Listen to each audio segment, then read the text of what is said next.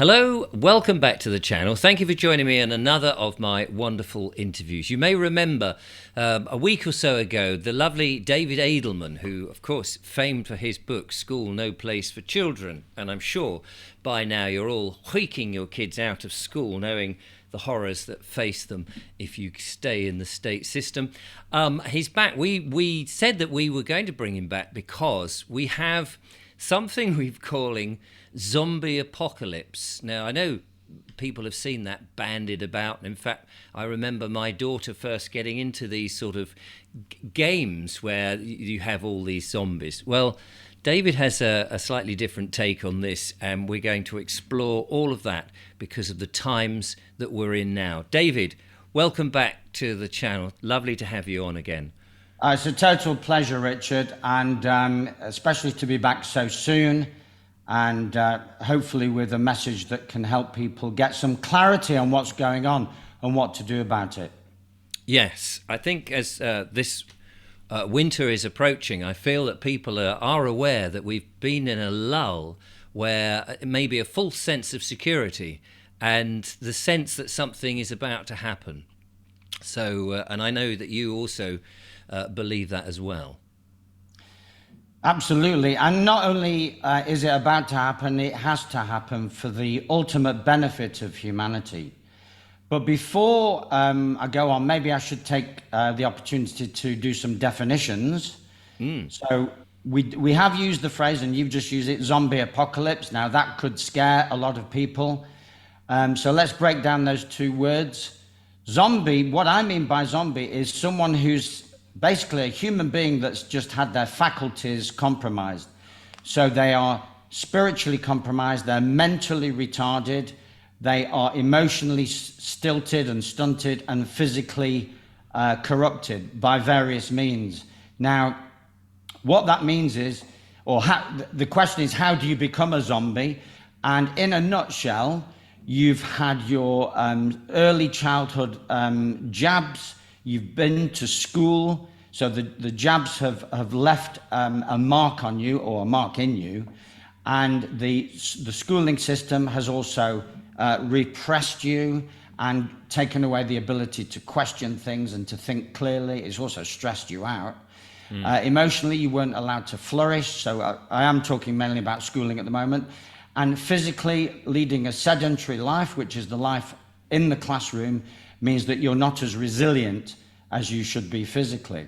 You add on to that the standard American or the standard British diet and the depleted soil, which leads to into the food chain, and we are not, basically, we're not as intelligent or as resilient as we could or should be. So, redefining what I've just said, the zombie is someone that is simply not as intelligent or as conscious or as resilient as they could and should be, because they've been sabotaged, basically. So it's a sabotaged human being. Which is what, covering pretty much all of us.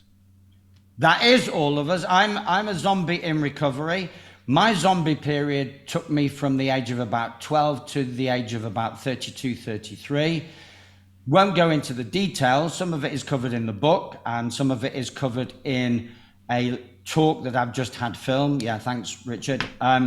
A talk which is called Schooling Apocalypse, which has been filmed. It's being edited as we speak and should be coming out piecemeal in the course of the next, or over the course of the next few weeks. So watch out for that, guys, on YouTube and on my website. Links in the description. Okay. And so we have a situation in which the zombies are us, whereas the cabal would have us believe that it's some mythical creature that's very pale-faced and walks around a bit like that, and can be revived after they die. Well, that's another day's work, and apparently there is science, there is some suggestions being bandied around that suggest that that technology is already available, but that's another day's work. I just want to focus on the living zombies at the moment. Yes. So just reiterate, my zombie period lasted about 20 years. And in that period, life just went gray. So the color in my life just faded. My emotions were restricted. Just everything felt restricted. And my life purpose and my truth were not immediately available. And in the talk that's just been filmed, I mentioned that schooling, in effect, puts you into an out-of-body experience because of the stress and the trauma of most schooling classroom experiences. Children, being inherently vulnerable, escape, just drift out of their body.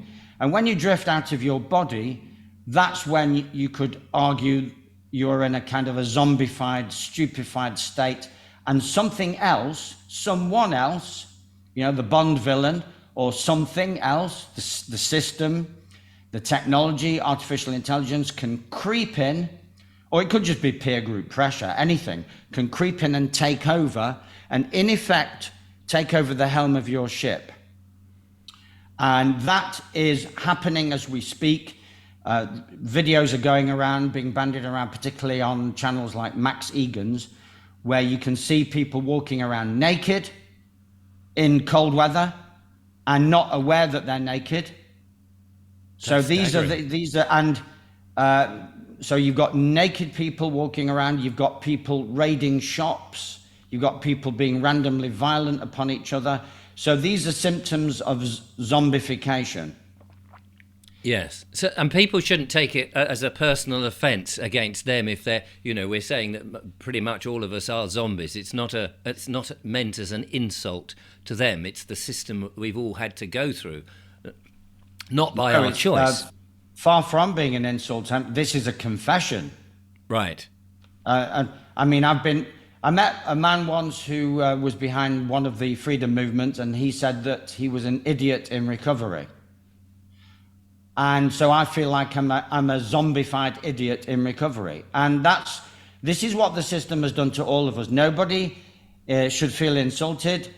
And if they feel offended or insulted, then maybe that's a personal issue to them. But it's not meant to be. This is a general revelation. And that's segueing into the apocalypse bit, the apocalyptic bit.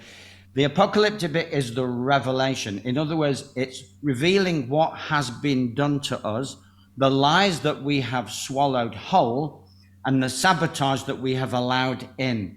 And that's the apocalypse. Referring to a chunk of the Bible, and please don't think that I'm a Bible basher. I do think there are things in the Bible that are noteworthy and we ignore at our peril. But that doesn't mean I want to push anything down anyone's throat. Hosea chapter 4, verse 6 says, "My children shall perish for lack of knowledge." So what I'm hoping to achieve, and I hope that I've been doing this for a few years now, and certainly over the next few years, is to improve my own knowledge base and find ways of transmitting, communicating that knowledge to as many people as possible, so that they can do more due diligence and de-zombify themselves. So in other words, the remedy for lack of knowledge is knowledge. Yes. And in many ways, by understanding the zombie status, we're effectively saying to people that actually we are so much better than we realise we are. That we've been squished down, and we may think, things are a bit drab or a bit boring, and yet we have huge potential. Absolutely, Richard. You've just hit the nail on the head. We enter school. Well, let me personalize this. I entered school. I could already read and write and think clearly, and I was showing signs of immense gifts and talents. I could sing. I could play sports well. I could do lots of things at the age of 5, 6, 7. 10 years later, 15, 16, 17, I'd gone from that amazing boy to a very diffident, very zombified, using that word again, young man that had no sense of self, had no confidence in self. Now, I know people would say, oh, yes, that's the hormones playing tricks. No, it wasn't. It really wasn't, because I had a very delayed hormonal sort of onset, if you like. Mine was whereas most boys of 12 or 13 were clearly young men, my young manhood was delayed, possibly through stress, I don't know, possibly through zombification, who knows. Yes. But So it was not hormonal, it was psychological mainly. The trauma of being in strict regimes, which is the schooling system, strict regimes. And obviously, I hadn't worked it out consciously. I knew that there was a problem. I couldn't put my finger on it. So what I say to my audiences and write about in my book is that, well, not being sure what was going on and what it all meant, I decided to cut my losses and put my head down, toe the line, and excel academically. Yes. Which did some good because it meant that my prospects looked brighter. I'm not saying they were, but they looked brighter. And it also meant that I became academic. An Oxford English Dictionary has a definition. It's one of the definitions of academic, which is of no practical use or value.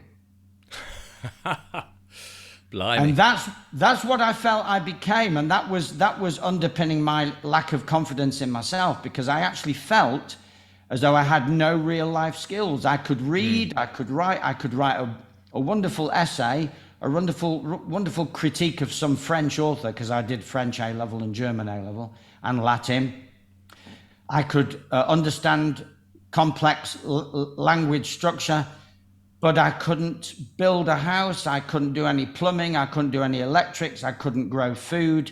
I couldn't do CPR. I couldn't do first aid. I couldn't do, you name it, I couldn't do it. And I couldn't relate to myself properly. And of course, I certainly couldn't relate to the opposite sex or gender.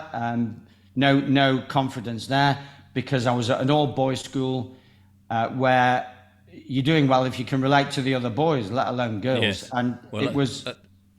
yeah, I went to an all-boys 1970s comprehensive, but I got out just before I was 16. I was 15 and went into practical work, which started to rebuild my confidence, because it was a very small business and you had to do pretty much everything. And I was never great at school, so that helped me. But I can see that the system starts to, you go from up until 16, then there's further education and then university, and there just seem to be plying on more and more ways to keep you within the system and controlled. Absolutely. My rehabilitation started when I turned my back on academia and on a job in an office, and I went on the road delivering parcels. And that level of fresh air and using my hands. Yes. Not particularly artistically or creatively, picking up parcels and taking them to different spots, but using creativity in the sense that I had to maximize efficiency by learning the best routes. I was in London at the time. So it felt very satisfying to learn my way around London, and therefore to make my life easier.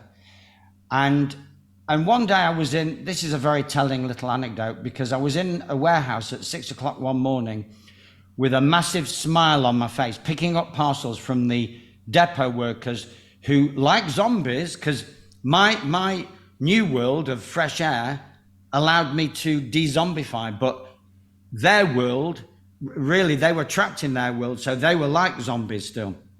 And so one guy called me over because he could see the smile on my face and he just didn't get it. He called me over. He said, "Come over here, David." He put his arm around my shoulder and he said, "Listen, whatever you're on, I want some." Yes, I've heard and I that. said, "I'm not on anything. I'm just happy to be here." And he wouldn't have it. So it's called, there is a technical phrase, it's called pattern breaking. So when you take your life and shake it up, if it was office, get out of the office. If it was warehouse, get out of the warehouse. Whatever it is, unless it's a natural environment, of course, because you wouldn't say something like, if it's a farm, get off the farm, because a farm is a beautiful place to be. But if it's a restrictive environment that depletes you of oxygen and interaction with real people in real ways, do some pattern breaking and make plans to remove yourself. And this would be your way of de-zombifying, because although it won't prevent the zombie apocalypse, although in a sense that what's going to happen is going to happen. It's referred in the vernacular as the storm. I think Trump referred to it as the storm. That's one example of people referring to it.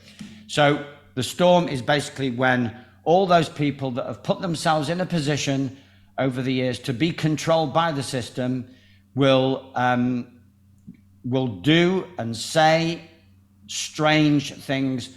Some of these things will include violence. Some of these things will include suicide. Some of these things will include just random sabotage and damage. And we're already seeing signs of it. And that's, I'm afraid, something to just be aware of. And that's the apocalypse. Again, I'm repeating myself, but the apocalypse is learning to be aware of what has been done to us, what has been done to others, what it means, the timing that it's all about to kick off big time, and cross-referencing the apocalypse to Pandemic 1 or Pandemic 1.0, which was CV19, Pandemic 1.0. There will be a Pandemic 2.0, and that will be the result of the damage caused by the you-know-what rollout. So obviously won't go into too much detail, but they've got us in a situation in which the damage has already been done, and so now all that's going to happen is we're going to see irrefutable evidence of that damage having been done. At the moment, it's being done in isolated cases, anecdotally. There's an amazing anecdote that I was given to me recently. So this is second or even third hand stuff, hearsay, but please, everyone, make of it what you will. Someone said to me recently that they knew a group of tattoo artists. And I'm giving people a real idea of what's going on. So these tattoo artists said, as a group, that they average about, before the rollout of you-know-what, they averaged about 10 RIP tattoos a year. So rest in pieces, about one a month, let's say. Since the rollout of you-know-what, they are all averaging about 500 a year. So that's about 45 to 50 a month. So from one a month, RIPs, we've gone to 45 to 50 a month.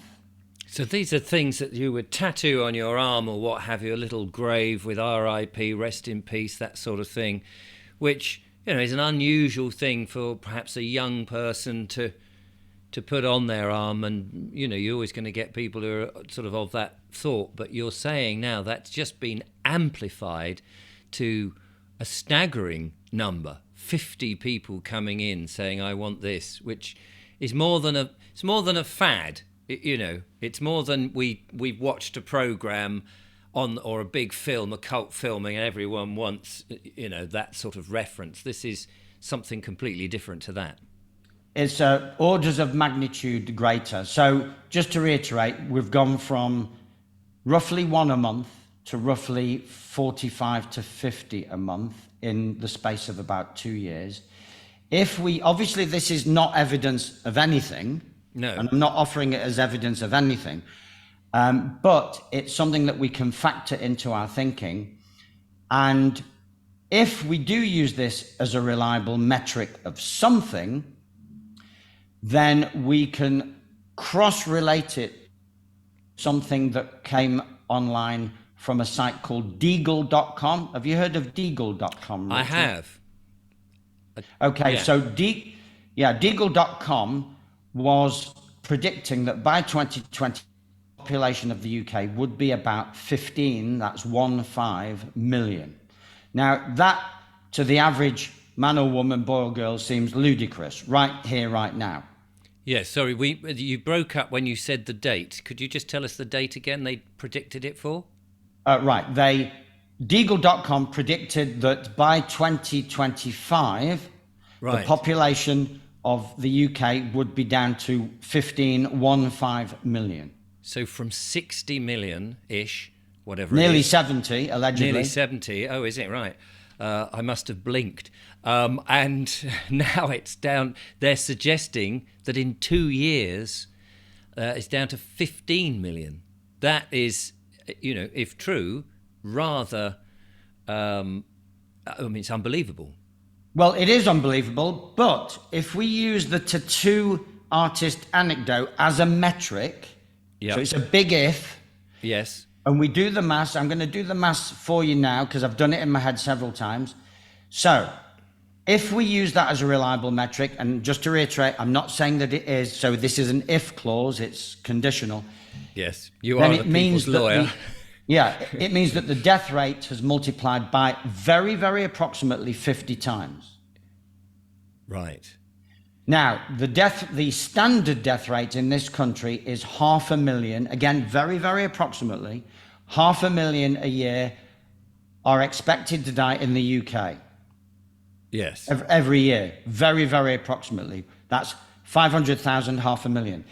If, and it's a huge if, that death rate has shot up by 50 times, then we are looking at a death rate of 25 million a year.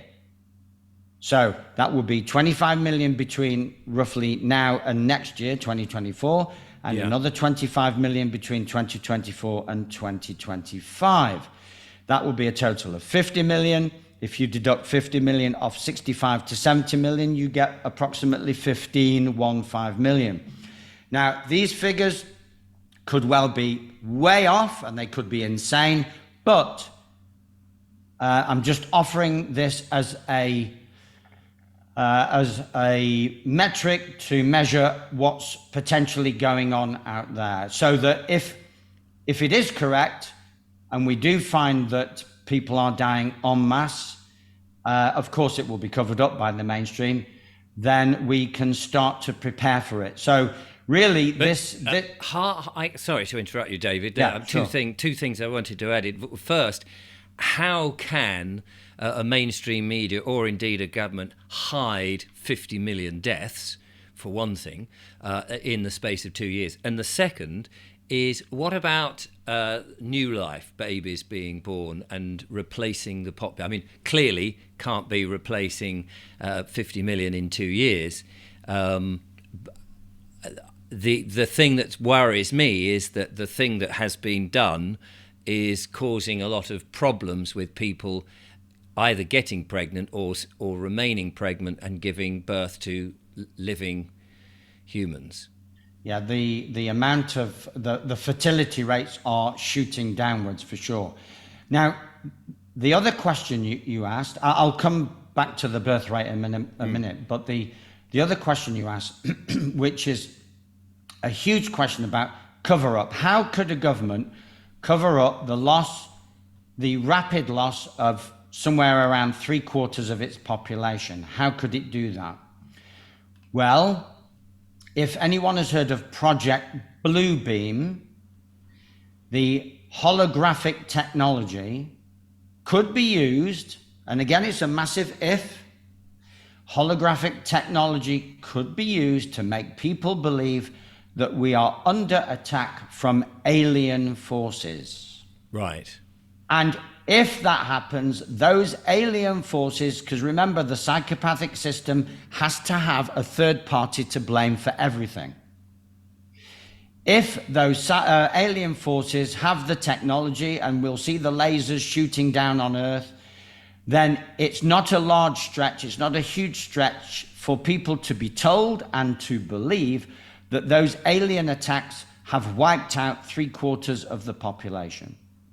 Right. I can see that. Thank you for that. Now, so people with their zombie brains may well not use the critical thinking and think, my goodness, aliens, why now?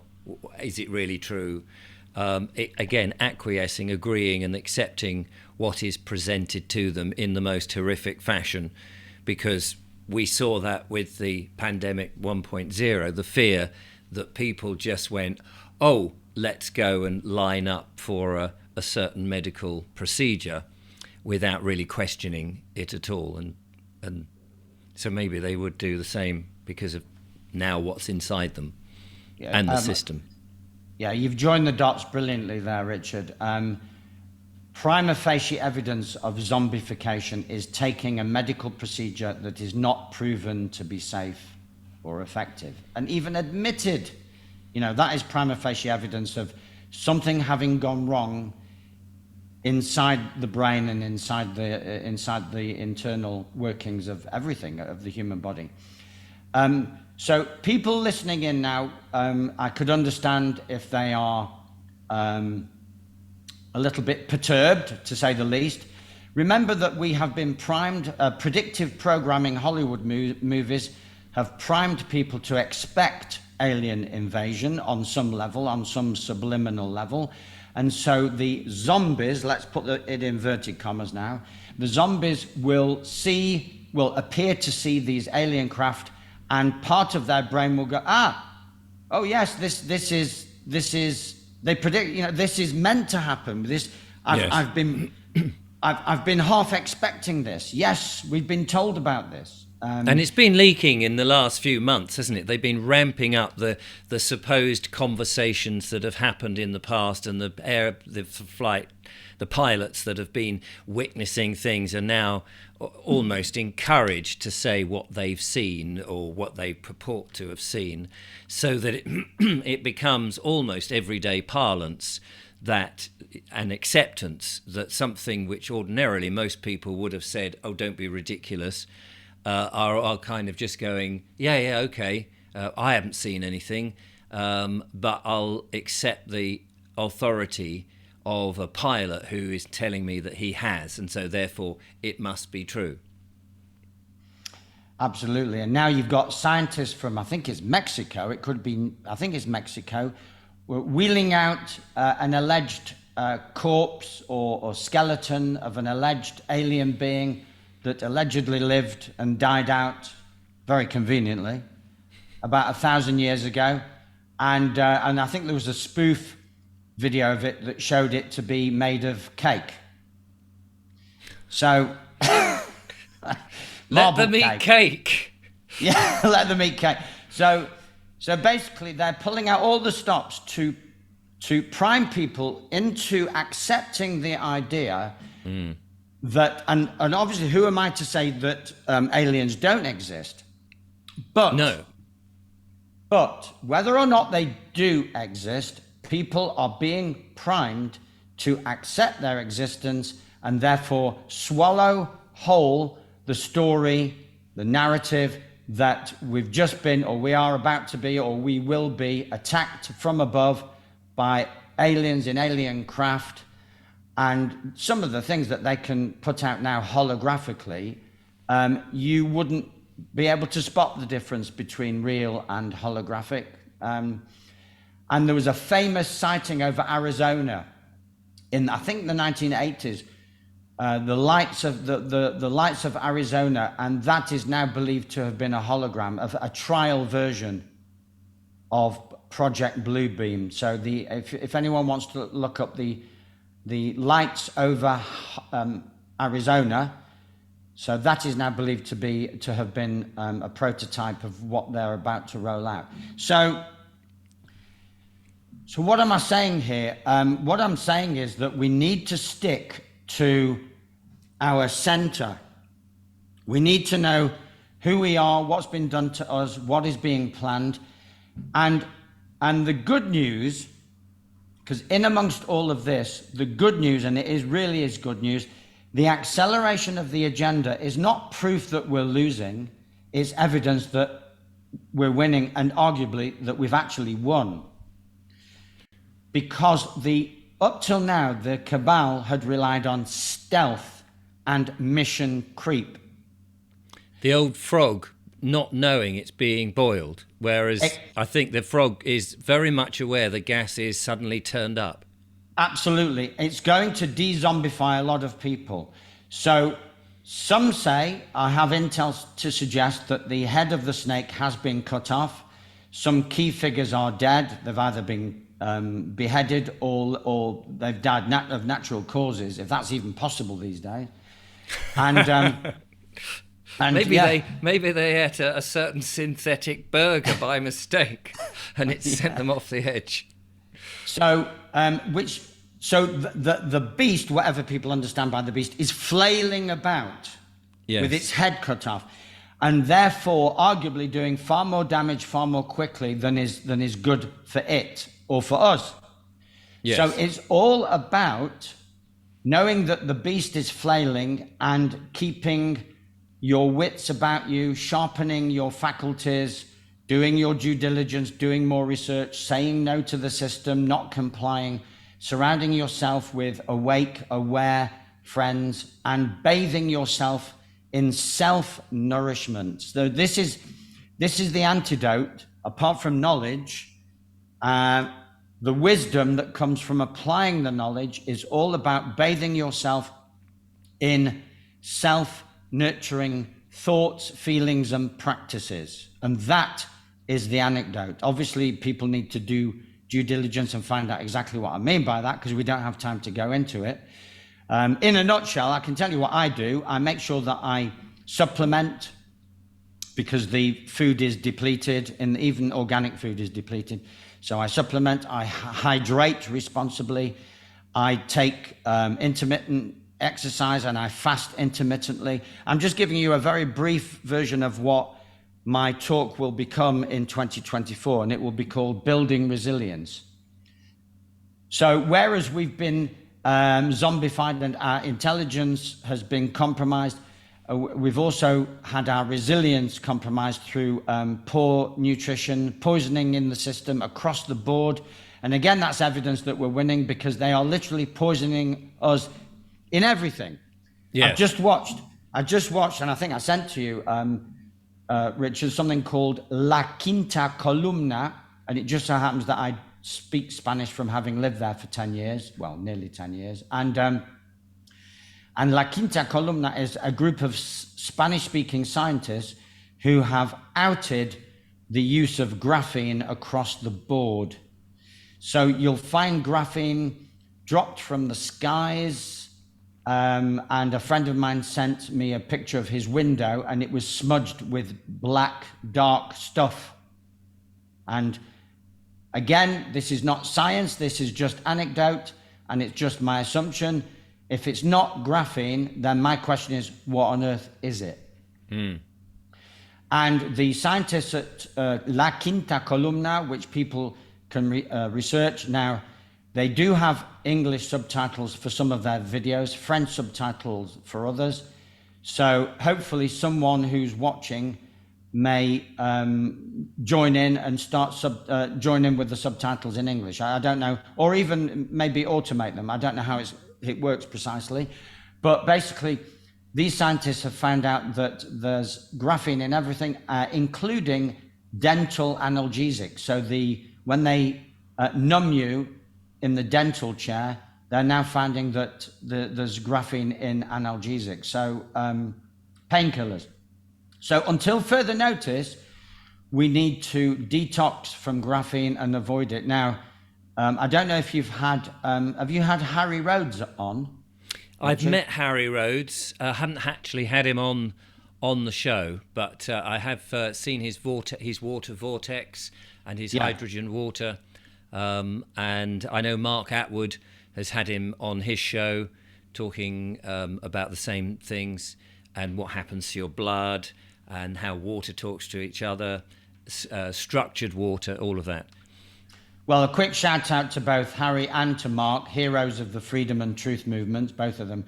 But Harry has a protocol, and I've got it, and I'm literally taking it every day now. But it's not every day. It's 3 days on, 1 day off, 3 days on, 1 day off, then 3 days. So it's 3, 1, 3, 1, 3. Yeah. It's nano white clay. Don't take my word for anything, anyone. I'm just telling you what I'm taking based on Harry Rhodes' information. And it will detox you from graphene and graphene oxide. Yes, I think he talked about it at an event I was at, and I think he says you take it in water, and it because it's a clay, the graphene sticks to it, and so your body then expels it naturally, if I've got that Yeah, correct. and the reason why it's such an important part of the de-zombification process is because the zombification now, excuse me, has gone electromagnetic, whereas at school it was more audio-visual and kinetic, and now it's electromagnetic. And the more graphene you have inside of you, the more susceptible you are to being remote controlled by electromagnetic frequencies. And if you only have a little bit, and if you haven't taken any medical intervention, yeah, then you'll just have it minimally, and it may just cause brain fog and a slight slowing down of everything. But if you've taken interventions, then it can have much more profound effects. So, dezombification through graphene oxide detoxification. I won't say any more than that. There are other things that you can do, which Harry Rhodes reveals, Mark Atwood reveals. They've both got protocols. I will reveal as well when I bring out my building resilience talk. So the good news is manifold. The narrative is collapsing simply because it's not because it's accelerating. We know it's accelerating, therefore we know it's collapsing, because it used to be mission creep. So it's gone insane. So we're going to be surrounded by insanity. That's the other thing. Zombification and insanity. Yes. And the other good news is that once you become aware, your consciousness trumps everything, and your consciousness means that you can remedy everything. We are amazing beings, just echoing what you were saying before, Richard. Once we know what the game is, we can play the game to win or withdraw from the game. So it's basically ending up, well, I don't know if we're ending, but just to set people's minds at rest. Once you know what you need to know, then you've cured the problem that the Bible hinted at. You won't perish for lack of knowledge. And in fact, you can then start detoxing and start to thrive. In amongst all the chaos and the sabotage and the destruction, you will still be able to thrive, which right here, right now, may seem way surrealistic, way beyond the pale. But again, personalizing it, I feel that I'm thriving, and no one is there to say that I'm not, because it's me and I am thriving. And I know what I was like when I wasn't thriving, when I was in zombie state. And I know what I was like when, even though I was out of zombie state, I still wasn't right. You know, chronic fatigue, lack of clarity, lack of purpose, you know, all those things have been resolved. So if I can do it, you can do it.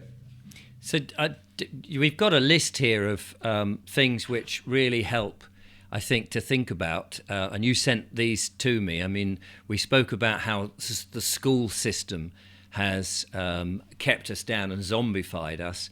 And of course, children are also offered certain medical procedures, which in the long distance past have been argued whether it's good, whether you put three of them together and you have one special thing for that. That seems to have not been such a good idea. Registering things, I think, with the government is revealing a lot about yourself. The diet you mentioned, and of course, one of the things that I've been trying to promote is we know that organic food is compromised, but it's a lot less compromised than the food in the supermarkets, which is pretty much highly processed. And I think most people understand that. It's just they need to change their habits.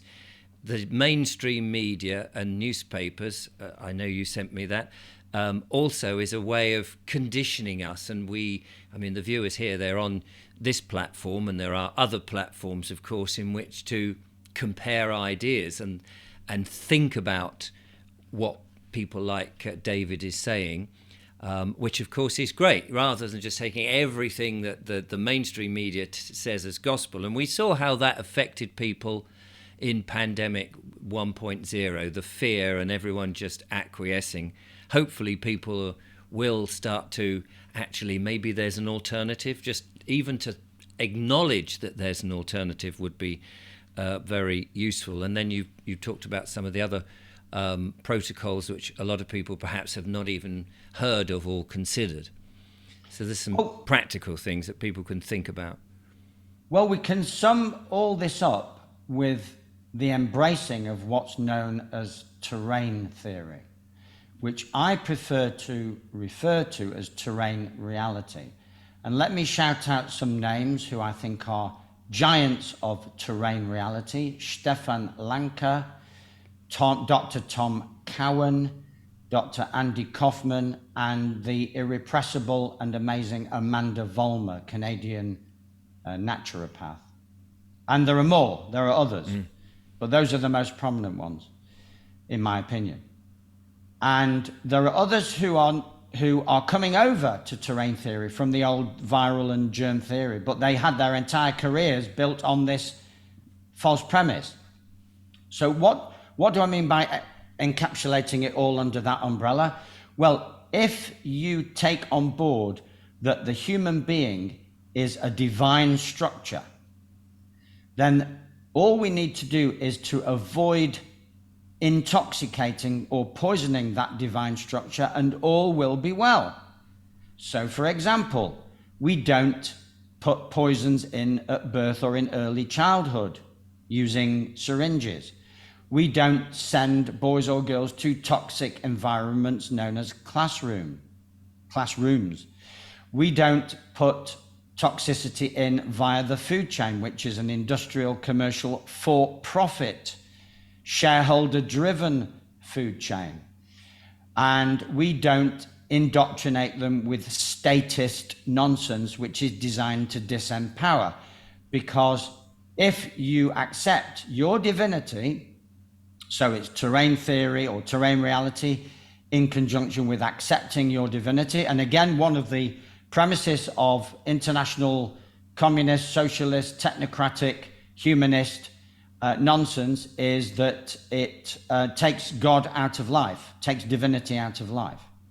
So if you put divinity back in and cherish and nourish the temple of God, the two temples, everything between the two temples, the holy temples. I mean, I've said in previous talks that the holy temple, the holy grail, the holy land is the land that you walk around in. Where do I live? I live here.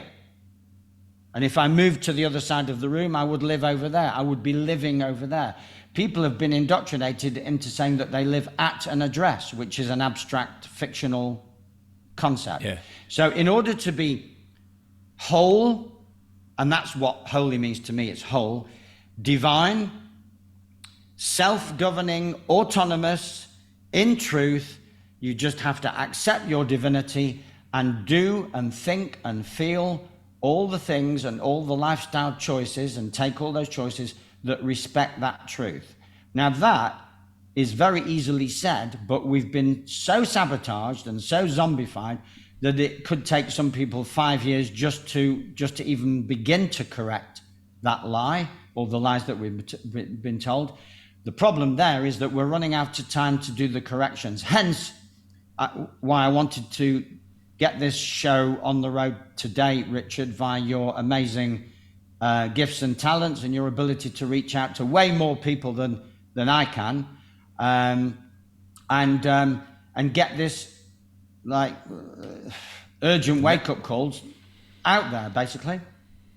And I'm so pleased that you have, because you bring a lot of clarity and a lot of your experience from traveling around, talking to people, and the contacts that you've had. I mean, I'm, as I always say, I'm the baby of the party, and I've fallen into a role that just seems to have materialized, and thankfully the audience is large so that I can do this and offer platforms for those people who I respect and appreciate their time to send forward a message of positivity, which is essentially what you've, it can sound scary when you say zombie apocalypse, But actually, the end result is, as you just so rightly said, we are such amazing people, divine people, and we have every right to thrive, and that's what we're going to do.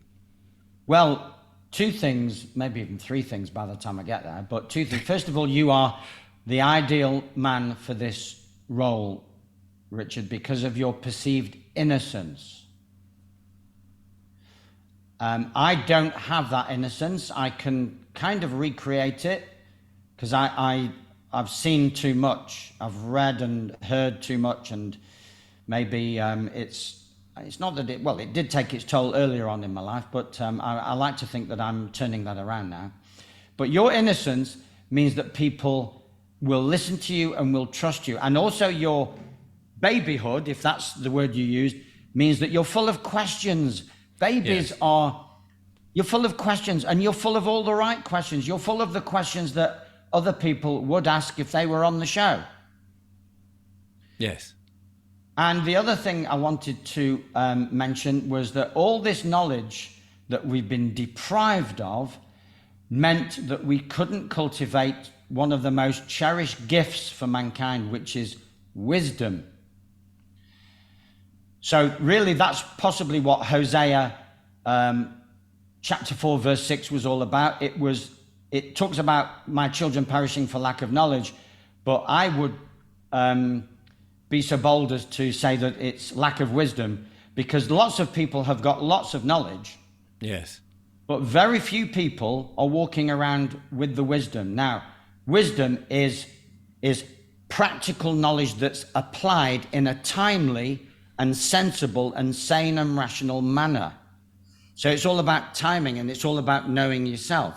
So what we're looking for, and we are the ones that we have been waiting for, we're looking for people who have the knowledge, especially the constructive, divine sourced knowledge that's full of love and light. As it, I don't like these cliches, but they'll do for now.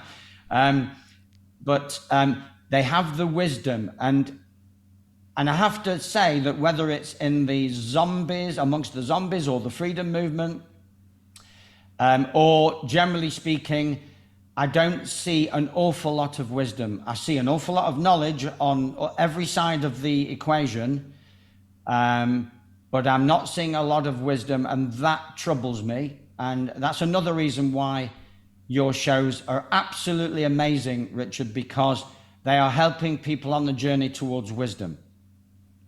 Well, you see, I mean, it's a cliche that, of course, people who go to university and go into academia, you'll often hear how incredibly clever these people are, but they have no common sense. And as I say, it is a cliche, but I think there is something in that. It is very useful to have information, but if you don't know how to use it or apply it, you don't have wisdom. And in a way, it's the combination of the two. Just having the one without the other leaves you somewhat impotent, I would think. Absolutely. And knowledge applied with common sense, we could say that is wisdom. And it's the kind of wisdom that will have you look up at the sky and see artificial things happening rather than vapor trails. It will make you look up at the sky, and if you see an alien, a so-called alleged alien craft, if it's the BBC that's saying that it's an alien craft, you can be absolutely guaranteed that it's not. Yes. And your wisdom will tell you that, well, maybe that's a hologram, and maybe I should just crack on with making my tofu and veg curry. One of the problems that, of course, that we have sometimes, and I had this illustrated to me one morning last week, as I stepped outside, looked up at the sky, as I often do, with a certain query in my mind, how much spraying has gone on, and across the sky, in real formation, were trails which... Now, I live down on the south coast in Worthing, and Gatwick Airport and Heathrow are pretty much just north of me. So we have planes going into Europe all the time.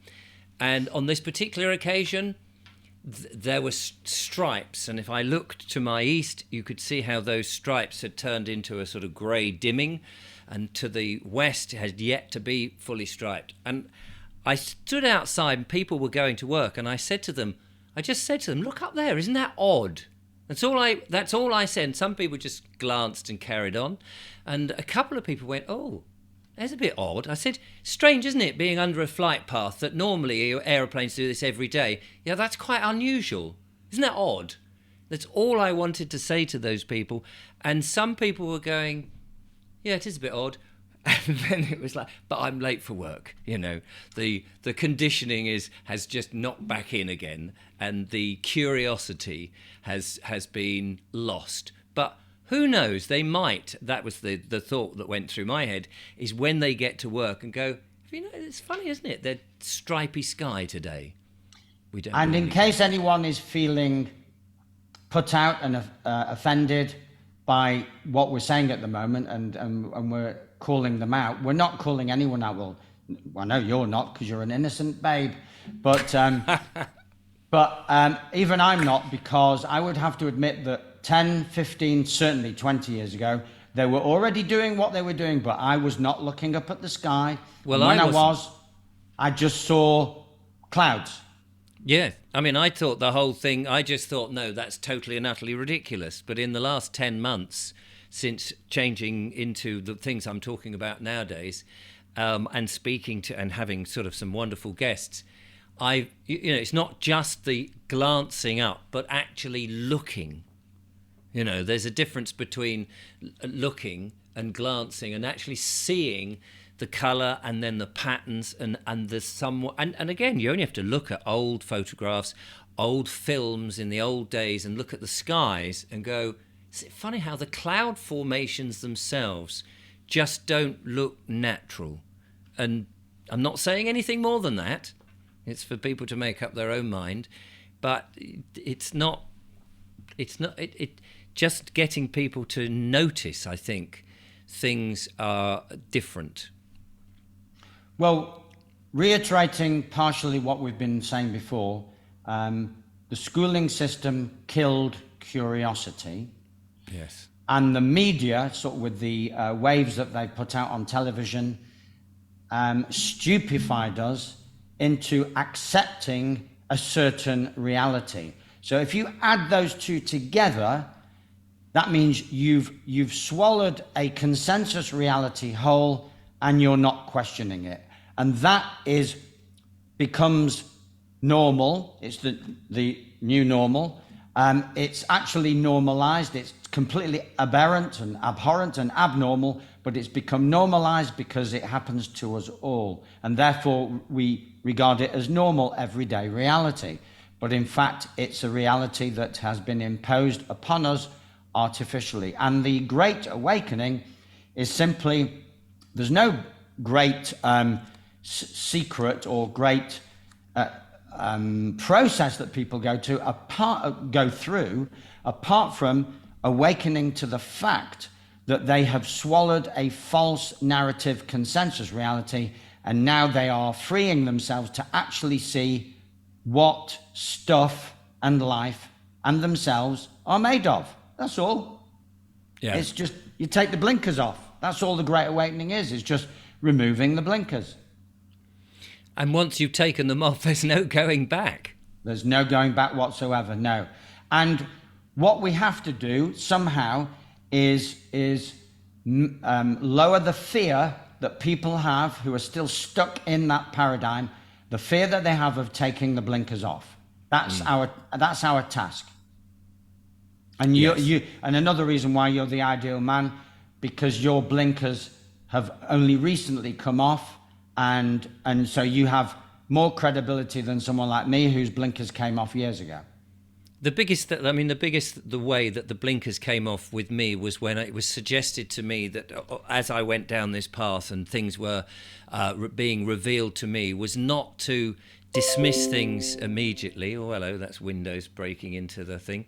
Was not to just completely dismiss things that I found difficult or sounded silly, was not to accept them, but just entertain, just hold that, allow people to have a difference of opinion and just entertain it for a few minutes and go, well, okay, you look up and you see that, could it be? And just build back.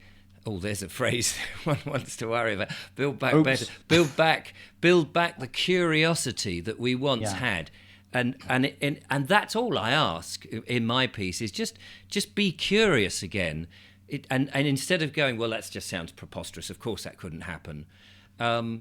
Because once I did that, I started to be able to see things very differently. And over 10 months, it's taken me that amount of time, and I'm still the baby, because there's still stuff that I don't fully understand, but I'm allowing it to be on the table, and it might be further away from my immediate thinking, but I've not dismissed it. And that, for me, is how the dots have been able to join up, and you start to see through the mist. Mixing metaphors there. Let me give 3 concrete examples of what happens when you take the blinkers off, so that people can see. And then you've introduced a very interesting phrase: holding the idea, holding the space for this new paradigm, rather than accepting it whole or rejecting it whole. Yeah. So let's go through law, education, health. Those are my 3 most researched subjects. So law. Once you take the blinkers off, you realize that you are the law, that nobody can impose anything upon you without your express or implied consent. Education. All education is self-education. If you really think back to what you've learned, who learned it? It was you that learned it. Nobody else learned it for you.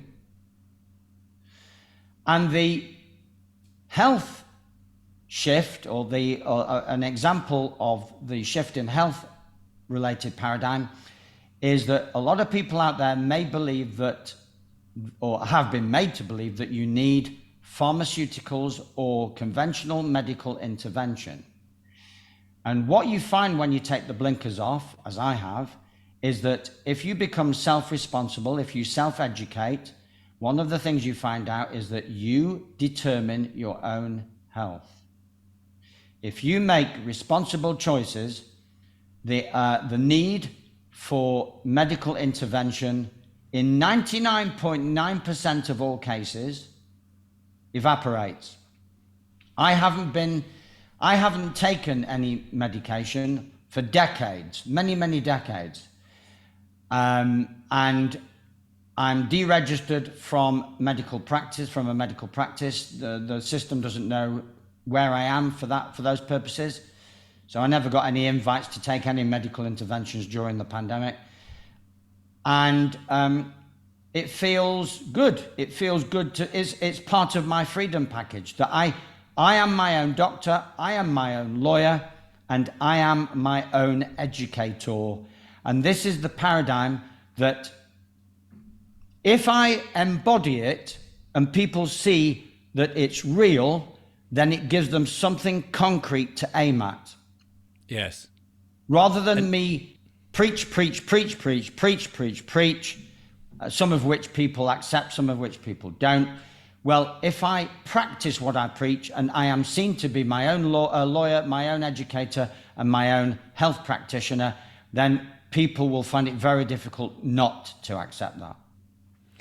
And we'll have to wrap it up in a second, but just to reiterate the one thing you said, I think everybody can think, it occurred to me as you were speaking, that how clever we are when you think that the moment you're born up until before you go to any school, that you learn language, you learn how to move your limbs, you learn how to eat. I mean, all these things, if somebody had to sit you down and try and convey with a language which you've yet to learn how to do these things, and yet you do this so much innately with nobody telling you how to do that, and that's just the start of our life, then imagine if we didn't have too many people guiding us down very narrow tracks, how much more we could learn for ourselves.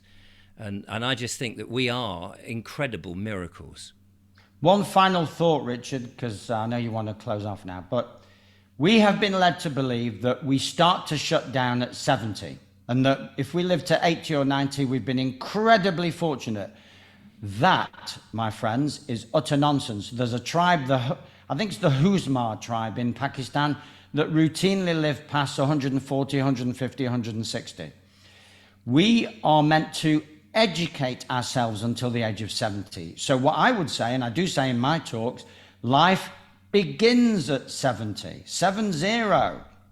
So we are meant to educate ourselves to prepare for life, a life well lived past the age of 70. And the Huzma tribe, apparently at 70, 80, 90, they are still very youthful and very attractive. When you consider some of the horrendous mistakes that we make and rash decisions that we get involved in when we're 20, 30, 40, you can begin to see a pattern emerging of people and who wants to grow up. All kids want to grow up fast, don't they? And all young adults want to get their adulthood over with as quickly as possible. We're hurtling headlong towards alleged old age. And again, old age is just a number. It's a figment of our imagination. And so everybody, please rethink the idea that life ends at 70, 80, 90. No. Because you're programmed to think that, aren't you? You're programmed, and so it's a self-fulfilling prophecy. It won't be long before I'm 70. I'm in my 7th decade. And so that's another thing that I can show by example. I still cycle miles, table tennis, play table tennis like a little chimpanzee, and agile. I'm as flexible as I was when I was 30. Actually, I think I'm even more flexible. Am I showing off? Well, yes, I think I am, deliberately. Why not? Yes. Why not? Let's all show off. Let's all be amazing and show it off and be the change that we wish to see. Absolutely. David, thank you so much for coming on the show today and explaining the zombie apocalypse and telling us the facts that we need to know, and also pushing the fear over to one side so that we can be prepared for what may seem as something very extreme and nasty, but realise that actually, using the amazing faculties that we've got, that actually we can thrive as a result. Really appreciate it. Thank you. So there we are, ladies and gentlemen. Do take heed from all of that. David, of course, I'll put all the links in the description. Of course, his wonderful book here, School No Place for Children, and his videos on his website, etc., etc. You know the score by now. I'll be back with more of the stuff that I do. But until then, from David and I, thank you for watching. Goodbye.